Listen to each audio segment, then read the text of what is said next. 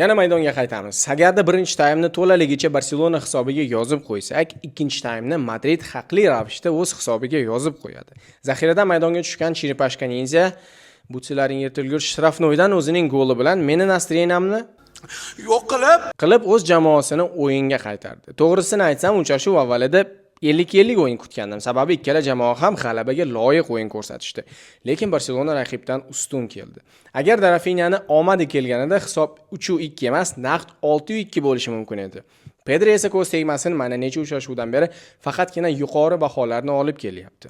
Aminmanki, kelajakda Pedro González Lopez oltin to'p sohibi bo'ladi. Madrid safiga keladigan bo'lsak, turkiyalik ardoqchilar nafaqat jamoadoshlari va klub prezidenti Flotoga Perezga, balki Don Carlo va uning o'rniga keladigan murabbiyga ham qaranglar, men katta va nufuzli uchrashuvlarga tayyorman deb jar solgandek futbol ko'rsatdi. Pressingda, hujum va himoya fazalarida ham aktiv qatnashib turdi. Kataloniyalik klubga g'alabani olib kelgan, 120 daqiqa ichida maydonni u burchagidan bu burchagigacha zambarakni o'qidek borib kelib turgan Jules Koundé Modric tarafidan qilingan pasni to'p Ibrohimjonga yetib bormasidan qo'lga kiritib, o'z jamoasiga g'alabani olib keldi.